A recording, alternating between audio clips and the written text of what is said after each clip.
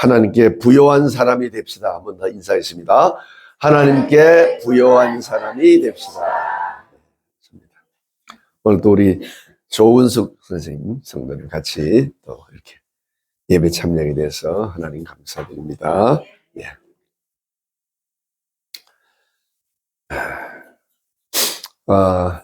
오늘 본문은 정신없이 분주하게 살다가 갑자기 죽음을 맞이하는 어리석은 부자에 관한 그런 비유입니다. 어떤 사람이 예수님께 나와서 형과의 유산 분쟁을 해결해 달라고 요청을 하지요. 그러나 예수님은 그의 요청을 거부하고 모든 탐심을 물리쳐라 이렇게 말씀을 합니다. 당시 랍비는 법적 사건이나 이런 유산 분쟁과 같은 문제의 재판관 역할을 했기 때문에 이 사람이 예수님에게 요청한 것은 틀린 말은 아닙니다. 예수님은 랍비, 선생님으로 알려져 있었기 때문에 문제를 받아서 해결책을 제시할 수 있었습니다. 그러나 예수님은 이를 거절하는데 그것은 겉으로 드러난 유산 분배 문제보다 그 이면에 자리 잡고 있는 인간의 탐심의 문제가 더 중요하다고 보았기 때문에 그렇습니다. 무엇보다 이 사람은 복음의 가르침에는 관심이 없고 오직 자신의 재산 문제에만 골몰하고 있었다고 볼 수 있습니다. 예수님은 본문에 앞서서 제자들에게 위선에 대해서 경고하고 또 두려움 없는 신앙에 대해서 말씀을 이미 전했습니다. 6절 7절에 보니까 참새 5마리가 2 아사리온에 팔리는 것이 아니냐. 그러나 하나님 앞에는 그 하나도 잊어버리시는 바 되지 아니하는도다. 너희에게는 심지어 머리털까지도 다 세신 바 되었나니 두려워하지 말라. 너희는 많은 참새보다 더 귀하니라. 예수님은 지금 수만 명의 사람 앞에서 말씀을 선포하고 있습니다. 1절에 보니까 그동안에 무리 수만 명이 모여 서로 밟힐 만큼 되었더니 이렇게 써 있습니다. 그런데 이 사람이 원하는 것은 예수님이 전하기 위해서 골몰하시는 문제와는 거리가 먼 것입니다. 믿음에 대해서는 아무런 관심이 없고 아버지의 유산을 어떻게 하면 더 많이 받을 수 있을까? 이걸 생각합니다. 권위자인 예수님을 통해서 사람들 앞에서 이걸 확인받아서 재산을 늘릴 이 좋은 기회를 놓치지 않으려고 합니다. 만일 예수님이 이런 문제를 해결해 주신다면 사람들은 저마다 자신의 개인적이고 사소한 문제를 가지고 와서 예수님을 찾아올 것입니다. 이것은 회개를 선포하고 하나님 나라가 시작되었음을 알리려 이 땅에 오신 예수님의 사역에 지장이 되는 것입니다. 예수님은 사람들의 생각이 여전히 세상적인 것에 머물러 있는 걸 보시고 이 사건을 계기로 사람들에게 부에 대해서 하나의 교훈을 가르치기 위해서 부자의 비유를 전하고 있습니다. 어떤 부자가 밭에 소출이 많이 났습니다. 여기 밭이라고 표현되어 있지만 사실은 땅이라고 번역하는 게 많습니다. 이 부자는 땅이 많은 사람이었습니다. 부자인 이 사람은 창고를 허물고 더 크게 지어서 소출을 쌓아두고 내 영혼아 먹고 마시고 즐기자 이런 계획을 세웁니다. 그러나 예수님은 그 밤에 하나님이 부자의 영혼을 불러가시리니 그 준비한 것이 누구의 것이 되겠느냐 이렇게 물으십니다. 이를 통해서 지나치게 축적된 부, 한 사람에게 편중된 부는 불법으로 이루어졌을 가능성이 있다는 것. 또 그 때문에 부자는 참된 부와 생명을 찾는 그 바라보는 시선이 가로막혀서 하나님 나라에서 제외된다는 그런 사실을 우리에게 알려주고 있습니다. 부자의 비유를 통해서 우리에게 주시는 교훈을 몇 가지 생각해 보려고 합니다. 첫째는 탐심을 주의하라는 겁니다. 15절입니다. 그들에게 이르시되 삼가 모든 탐심을 물리치라. 사람의 생명이 그 소유에 넉넉한 데 있지 아니하니라. 예수님이 유산 분배를 부탁한 사람에게 부자의 얘기를 들려준 걸 보면 이 사람은 원래부터 이미 재산이 많은 사람이었습니다. 그런데도 이 사람은 만족하지 못하고 더 많은 재산을 얻기 위해서 형과 유산 다툼을 하고 있는 겁니다. 탐심이라는 것은 탐내는 마음, 부당한 욕심 이걸 말하는 거죠. 물질이나 재물만이 아니고 세상에 있는 모든 것에 대해서 욕심을 부려 더 많이 가지려는 겁니다. 자신의 구체적인 필요와 관계없이 다른 사람의 상황을 고려하지 않고 더 많은 것을 가지려고 하는 마음이 탐심입니다. 탐심이 가득하면 만족이 없습니다. 탐욕으로 가득한 마음을 채울 수 있는 것은 세상에 아무것도 없습니다. 그래서 탐심은 여러 가지 악한 모습으로 나타납니다. 그래서 십계명이 금하고 있는 살인, 간음, 도둑질, 이 모든 것들이 모두 탐심으로부터 일어나는 거예요. 골로새 3장 5절에 보니까 탐심은 또한 우상 숭배라 이렇게 말합니다. 우상에 빠진 사람은 계속 우상에게 복을 빕니다. 우상에게 잡혀서 두려움에 빠져서 우상이 시키는 대로 합니다. 우리가 그걸 많이 봤지요. 마찬가지로 탐심에 빠지면 헤어나지 못하고 거기에 빠지게 됩니다. 부자는 재산을 많이 가짐으로 자신의 미래를 더 안전하게 할 수 있다고 이렇게 생각합니다. 이것이 탐심의 출발입니다. 탐심은 보이지 않습니다. 잘 살펴보지 않으면 보이지 않는 죄가 탐심입니다. 자신의 마음속에 탐심이 있는데 이걸 깨닫지 못하는 거예요. 탐심은 계속 그것을 추구하고 더 갈망하게 하므로 이 탐욕은 더 큰 곡간을 계속해서 짓도록 만듭니다. 그러나 생명은 소유에 능력한 그런 데 있지 않고 예수 그리스도를 믿음으로 옵니다. 생명의 주인은 하나님이에요. 이 세상의 어떤 것으로도 생명을 살 수 없고 바꿀 수 없습니다. 주님만이 우리의 생명이 되시고 우리의 빛이심을 믿으시기 바랍니다. 우리는 주님의 뜻을 따라야 하고 주님 안에 머물러야 생명이 있습니다. 믿음의 사람은 탐심을 물리쳐야 합니다. 탐심에 빠진 자는 영적 소경이 되어서 믿음의 세계를 보지 못하고 물질과 명예와 쾌락을 추구하게 됩니다. 그러므로 온갖 형태의 악의 모습으로 나타나는 이 탐심을 주 예수의 이름으로 물리치시기 바랍니다. 그런 생각이 들 때마다 예수의 이름으로 물러가라 이렇게 말씀하셔야 됩니다. 갈라디아 5장 24절은 말합니다. 그리스도 예수의 사람들은 육체와 함께 그 정욕과 탐심을 십자가에 못 박았느니라. 둘째는 어리석음을 버리라고 가르칩니다. 16절 18절입니다. 또 비유로 그들에게 말라 이르시되 한 부자가 그 밭에 소출이 풍성하며 심중에 생각하여 이르되 내가 곡식 쌓아둘 곳이 없으니 어찌할까. 또 이르되 내가 이렇게 하리라. 내 곡간을 헐고 더 크게 짓고 내 모든 곡식과 물건을 거기 쌓아두리라. 모든 복의 근원은 하나님이십니다. 그러므로 우리가 누리는 복과 부는 하나님으로부터 오는 겁니다. 신명기 28장은 복과 저주에 대해서 기록하고 있죠. 하나님의 말씀을 듣고 그 모든 명령을 지켜 행하면 모든 민족 위에 내가 뛰어나게 되고 하나님의 말씀을 순종하면 이 모든 복이 너에게 임하리라. 이렇게 말씀하고 있어요. 그 중에 12절의 복은 이런 복이에요. 여호와께서 너를 위하여 하늘의 아름다운 보고를 여시사 내 땅에 때를 따라 비를 내리시고 내 손으로 하는 모든 일에 복을 주시리니 내가 많은 민족에게 꾸어줄지라도 너는 꾸지 아니하리라. 축복의 말씀이죠. 초대교부인 필로는 하나님이 주신 불은 내게 잠시 빌려주시는 일시적이라고 한 그런 생각으로 사용할 것. 그리고 부가 영혼을 위험하게 할 수 있다. 그래서 주의해라 이렇게 가르칩니다. 부자는 뜻밖의 풍성한 소출로 인해서 마음속으로 생각합니다. 이번과 같은 풍성함이 계속될 것이라고 생각합니다. 계속 소득이 있을 거라고 생각하는 거예요. 그래서 소출을 어디에 쌓아둘지 생각합니다. 부자는 내가 내 곡간을 내 모든 곡식과 물건, 내 영혼, 내 곡식 이렇게 주장합니다. 부자의 이 독백에서 하나님이나 너 혹은 이웃에 대한 관심과 언급은 찾아볼 수 없어요. 부자는 나만 생각합니다. 부자의 관심은 오직 자신을 위해 쌓아두는 것에만 있어요. 부자에게 자산은 오로지 소유와 그리고 쌓아두는 것을 위한 겁니다. 쌓아두다는 이 표현이 이 본문 말씀에 4번이나 나옵니다. 그래서 부자의 계획은 현재의 곡간을 부수는 거예요.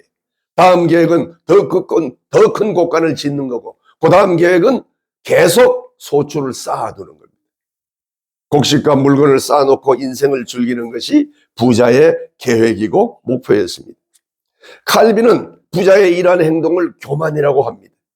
부자는 수입이 늘어날수록 일에 비해서 자기의 수명도 늘어나고 오래 살 것으로 생각합니다. 부자는 자신의 미래를 알고 여기에 맞춰 계획을 세울 수 있다는 교만에 빠져 있습니다. 부자는 자신에게 주어진 재물을 어떻게 사용하는 것이 올바른 것인지 알지 못했습니다. 부자는 더 큰 곳간을 짓고 쌓게 될 곡식과 물건들이 자신의 영혼을 위한 준비라고 이렇게 생각했습니다. 부자는 이제 자신의 영혼에게 여러 해 동안 평안히 먹고 마시고 즐거워하라 이렇게 말합니다. 19절 20절에 보니까 너가 내가 내 영혼에게 이르되 영혼아 여러 해 쓸 물건을 많이 쌓아두었으니 평안히 쉬고 먹고 마시고 즐거워하자 하리라. 하되 하나님은 이르시되 어리석은 자여 오늘 밤에 내 영혼을 도로 찾으리니 그러면 내 준비한 것이 누구의 것이 되겠느냐. 부자는 자기가 소유하고 축적한 재물은 영원히 자기의 것으로 생각합니다. 그러나 예수님은 부자를 향해서 어리석은 자여 오늘 밤 너의 영혼을 도로 찾으리니 내 준비한 것이 누구의 것이 되겠느냐 물으십니다. 부자는 철저한 준비를 통해서 인생을 대비하는 지혜가 있었다고 생각했지만 하나님이 보실 때는 어리석은 사람이었습니다. 왜 그렇습니까? 부자는 하나님을 생각하지 않고 있으므로 어리석습니다. 조물주 하나님, 창조주 하나님을 생각하지 않고 있는 거예요. 부자는 소출의 부요함이 자기의 소유인 것으로만 생각합니다. 부자는 하나님을 배제하고 눈에 보이는 것, 손으로 만질 수 있는 재물을 의지합니다. 그래서 자신의 영혼을 향해서 먹고 마시고 즐거워하자 말합니다. 이것은 부활의 소망이 없는 이 세상 사람들의 공통적인 모습이기도 합니다.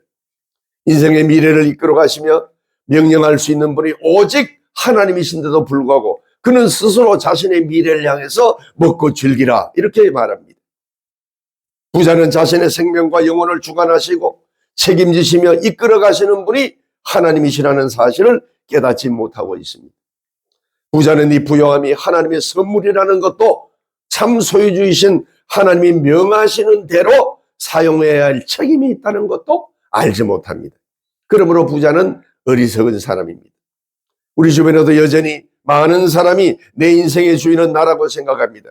그래서 말씀과 상관없이 멸망하기를 살아갑니다. 또 부자는 재물과 자신의 영혼까지도 영원히 자신의 소유가 아님을 깨닫지 못하고 있으므로 어리석은 사람입니다. 부자의 어리석음은 하나님과 상관없이 물질을 의지해서 자신의 위로를 삼는 것입니다. 곳간을 가득 채우고 화롭게 안주하면서 휴식을 계획하지만 그것은 주님이 함께하지 않으면 허망한 일이 되고 하나님 나라와 상관이 없이 사는 것이 됩니다. 야고보 4장 13절 14절에 보니까 들으라 너희 중에 말하기를 오늘이나 내일이나 우리가 어떤 도시에 가서 거기서 1년을 머물며 장사하여 이익을 보리라 하는 자들아 내일 일을 너희가 알지 못하는도다. 너희 생명이 무엇이냐 너희는 잠깐 보이다가 없어지는 안개니라. 그렇습니다. 부자가 계획하고 사용하기로 생각한 재물과 시간은 부자의 손에 있지 않습니다. 사람의 영혼도 재물도 모두 주님이 주장하시는 것입니다. 그러므로 자기의 일에 몰두하여 하나님의 일에 소홀히 하는 곳에는 죄가 깃들이게 됩니다. 부자는 자신의 인생에 하나님이 존재하지 않는 것처럼 행동했습니다. 부자는 자신의 삶에 대해서 하나님께 책임을 져야 한다는 것과 또 어느 날 하나님의 심판대 앞에 서야 한다는 것을 생각하지 못하고 있습니다. 또 부자는 그의 소유를 지혜롭게 사용하지 못함으로 어리석은 사람입니다. 부자는 자기 땅에서 크게 수확한 것을 보고 이에 대해 하나님께 감사하거나 더 많은 선을 행할 수 있다는 것을 기뻐하지 않고 스스로 헛된 계획을 세우고 자신이 먹고 즐기려고 합니다. 마태복음 12장 33, 4절에 보니까 너희 소유를 팔아 구제하여 낡아지지 아니하는 배낭을 만들라. 또 하늘에 둔 바 다함이 없는 보물이니 거기는 도둑도 가까이 하는 일이 없고 좀도 먹는 일이 없느니라. 너희 보물 있는 곳에 너희 마음도 있으리라. 이렇게 말씀합니다. 이 말은 부를 이 세상에서 진정으로 필요하는 자들의 구제를 위해서 사용하라는 말씀입니다. 자선을 베풀고 기부를 하고 긍휼을 베푸는 일에 사용하라는 겁니다. 그러나 부자는 자기 자신만을 위해서 재물을 쌓았고 이 재물을 가지고 이웃을 구제하거나 선한 일에 사용하지 않았습니다. 하나님께 부요한 대로 하나님께 부요한 자가 되지 못한 거예요. 하나님은 심은 대로 거두리라 말씀하셨어요. 갈라디아 6장 7, 8절에 보니까 사람이 무엇이든 심든지 그대로 거두리라. 자기의 육체를 위하여 심는 자는 육체로부터 썩어질 것을 거두고 성령을 위하여 심는 자는 성령으로부터 영생을 거두리라. 우리 그리스도인들은 다 하나님의 은혜 가운데 성령을 위해서 심고 있는 것을 기뻐하시기 바랍니다. 세 번째 교훈은 하나님께 부요한 자가 되라고 하는 것입니다. 21절에 보니까 자기를 위하여 재물을 쌓아두고 하나님께 대하여 부요하지 못한 자가 이와 같으리라. 예수님은 하나님을 향해서 부요해야 한다 이렇게 말씀했어요. 하나님을 향해 부요한 사람은 그의 재물을 하늘에 쌓는 사람입니다. 예수님은 자신을 위해 더 많은 재물을 원하는 탐심을 경고하면서 재물에 대한 집착과 소욕은 결국 하나님을 멀리하게 하고 하나님을 떠나는 결과로 이어진다고 경고하신 겁니다. 사실 오늘 이 말씀을 준비하면서 자꾸 마음에 걸리는 게 있어요. 이게 뭐예요? 부를 하나님께 바치라. 하나님의 부요함에 사용하라. 이렇게 이제 오늘 말씀하잖아요. 근데 아무리 생각해도 우리 가운데는 이렇게 부자가 없어요. 지금 부자가 한 2분이 보이지만. 그렇죠? 그래서 계속 생각해도, 야, 우리 교회는 특별히 뭐 부유한 분이 없어. 제가 그래서 이 설교를 준비하다 몇 번 다른 걸로 바꾸려고 그랬어요. 그래서, 북한산에도 오르락내리락 하면서 또 왔다 갔다 하면서 우리에게 부요하다는 거, 하나님께서 부요함을 원하는 게 뭘까? 이 생각을 여러 번 했습니다. 우리 가운데는 오늘 비유에 나오는 부자처럼 부한 사람이 없습니다. 그래서 부하지도 않은데 굳이 당신의 부를 하나님의 부요함을 위해 쓰라고 하는 것이 이게 무엇인가? 이제 생각하게 된 거예요. 하나님께 부요하라는 말씀이 무엇입니까? 재물을 가지고 하나님의 뜻과 계획에 맞게 사용하는 것도 하나님께 부요한 일이 되는 겁니다. 그러나 이외에도 우리의 모든 생각과 우리의 가지고 있는 것과 우리의 행동이 주님을 높이는 일이 된다면 이것이 바로 하나님께 부요한 삶이 되는 것입니다. 이것을 주님이 우리에게 원하시고 있는 것을 믿으시기 바랍니다. 비단 재물의 부요함만이 해당되는 것이 아닙니다. 내가 가진 작은 지식이라도, 내가 가지고 있는 빠듯한 시간이라도, 나의 연약한 몸이라도, 내가 가진 작은 물질이라도 주님이 기뻐하신 일에 사용한다면 이것이 바로 하나님께 부요한 일이 되는 겁니다. 먼저 주님을 생각하는 것이 필요합니다. 주님은 필라델피아 교회를 칭찬하시면서 내가 작은 능력을 가지고서도 내 말을 지키며 내 이름을 배반하지 아니하였도다. 이렇게 칭찬하셨죠.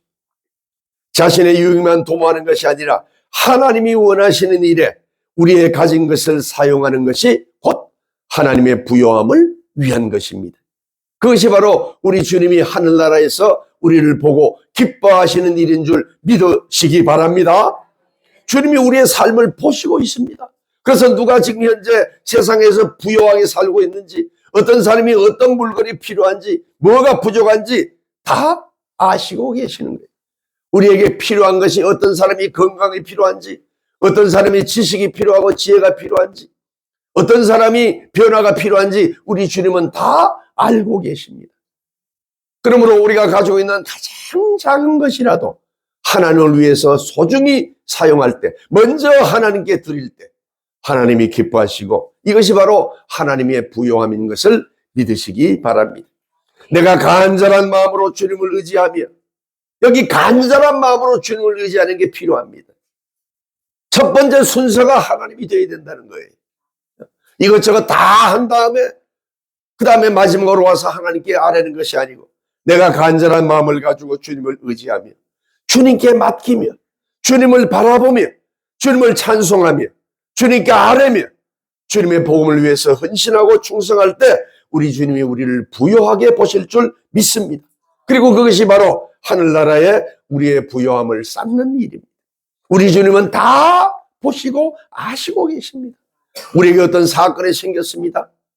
무엇입니까? 하나님이 그를 살려주신 거예요. 그것을 깨달으시기 바랍니다. 마태복음 25장 21절에 보니까 내가 지극히 작은 일에 충성하였으므로 내가 많은 것으로 내게 맡기리니 내 주인의 즐거움에 참여할지어다. 무엇이든지 먼저 주님의 뜻을 생각하는 인생을 사시기 바랍니다. 그것이 주님께 부요한 삶입니다. 마지막으로 우리에게 주시는 교훈은 주님의 뜻이 무엇인지 깊이 생각하라는 것입니다. 부자는 깊이 생각하지 않고 자신의 유익한 관점에서만 생각해서 잘못 판단했습니다. 우리가 지나온 날을 돌이켜보면 내가 가는 길이 바른 길인지 깊이 생각하지 못하고 정신없이 살다가 어느덧 세월이 흘렀다는 생각이 들 때가 많습니다. 세월이 지날수록 그렇게 생각될 때가 있습니다. 세상 일에 지나치게 몰두하는 것은 하나님의 말씀에서 벗어나게 합니다. 세상 일도 하면서 하나님의 뜻이 무엇인지 수시로 생각을 해야 되는데 세상 일에만 열중하는 것, 이것은 하나님의 말씀에서 벗어나게 하는 것입니다. 눈앞에 보이는 것만 보고 어떻게든 곳간을 세워서 거기에 물건을 잔뜩 쌓아가는 그런 분주한 삶을 산 것과 같은 것입니다. 우리는 그렇게 살고 그렇게 해온 때가 많습니다. 먹고 마시고 쌓는 일에만 정신을 쏟지 말고 하나님의 뜻과 사명을 생각하며 살아가시기 바랍니다. 우리가 그렇게 노력했지만 우리가 얻은 것이 무엇입니까? 하나님의 뜻과 하나님의 은혜를 생각하며 하나님 앞에 맡기며 그렇게 살아야 합니다. 주님은 우리에게 청지기, 관리인의 역할을 주셨어요. 생명의 주인은 하나님이시고 그래서 우리가 가진 모든 것은 하나님께서 우리에게 잠시 허락하시고 맡아 지키게 하신 것입니다. 우리의 생명도 우리의 재물도 우리가 가진 지식이나 시간도 모두 하나님께서 잠시 맡겨두신 거예요. 하나님의 뜻에 맞게 관리하시기 바랍니다. 이를 잘 맡아 관리할 책임과 사명이 우리에게 주어졌습니다. 깊이 있게 생각하라는 것은 말씀을 깊이 묵상하고 기도하면서 주님의 은혜 안에서 계획을 세우고 실천하라는 겁니다.